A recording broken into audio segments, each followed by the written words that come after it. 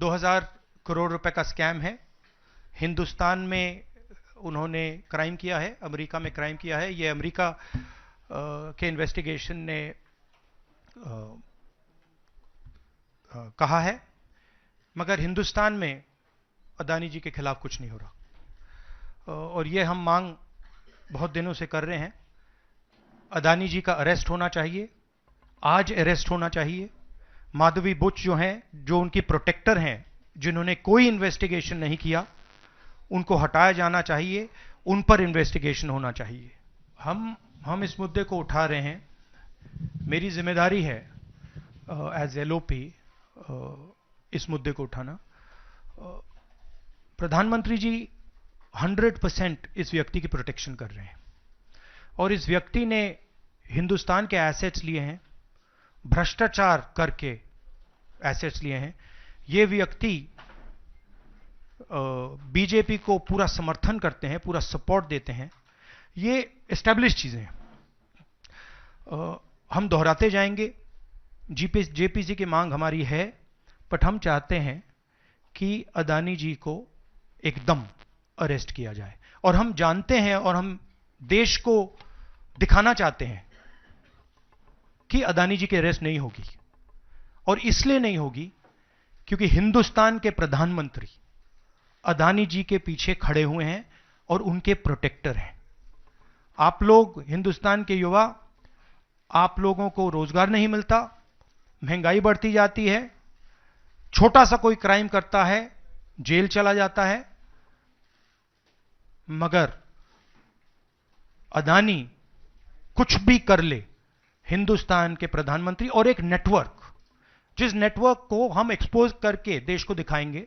ये एक व्यक्ति नहीं है, ये अलग अलग पोजीशंस में लोग बैठे हुए हैं और एक एक करके हम आपको दिखाएंगे ये कौन लोग हैं। माधवी बुच का हमने आपको क्लियरली दिखाया है और आगे भी हम आपको रिवील करेंगे ये लोग कौन हैं जिन्होंने हिंदुस्तान को हाईजैक किया है।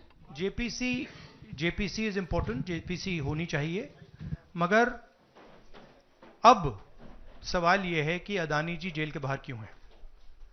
अगर कोई भी क्राइम करता है तो नरेंद्र मोदी का कहना है वो उसको अंदर कर देते हैं।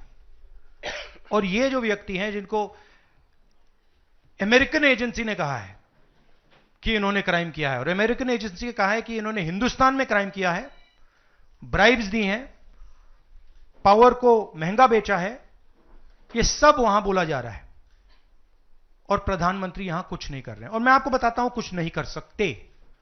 अगर वो करना भी चाहें वो नहीं कर सकते हैं क्योंकि वो अदानी जी के कंट्रोल में है।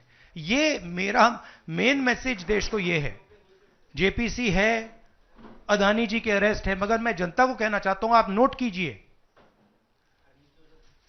स्कैम किया है 2000 करोड़ रुपए का, मगर मैं आपको गारंटी देके कह रहा हूं यह व्यक्ति ना अरेस्ट होगा, ना इस पे इन्वेस्टिगेशन होगा, क्योंकि प्रधानमंत्री इसके साथ जुड़े हुए हैं।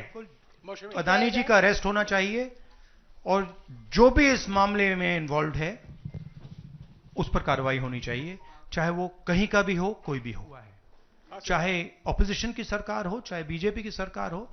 इन्वेस्टिगेशन होना चाहिए, पनिशमेंट होनी चाहिए, मगर मेन बात है जो किंग पिन है, जो सेंटर है, उसको जेल में जाना चाहिए, अरेस्ट होना चाहिए और उसका इन्वेस्टिगेशन होना चाहिए, इंटरोगेशन होना चाहिए, पता लगाना चाहिए कि इसके पीछे कौन है।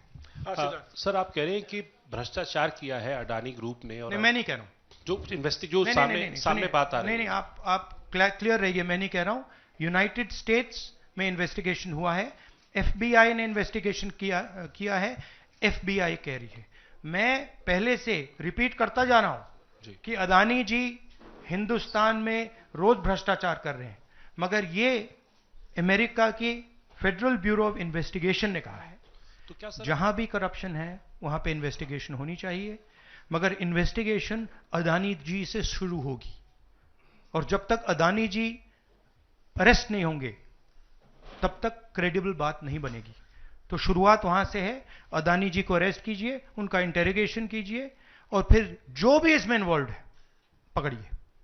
और एंड में मैं आपको बता रहा हूं नरेंद्र मोदी जी का नाम निकलेगा, क्योंकि बीजेपी की पूरी फंडिंग, पूरा फंडिंग स्ट्रक्चर इस व्यक्ति के हाथ में है।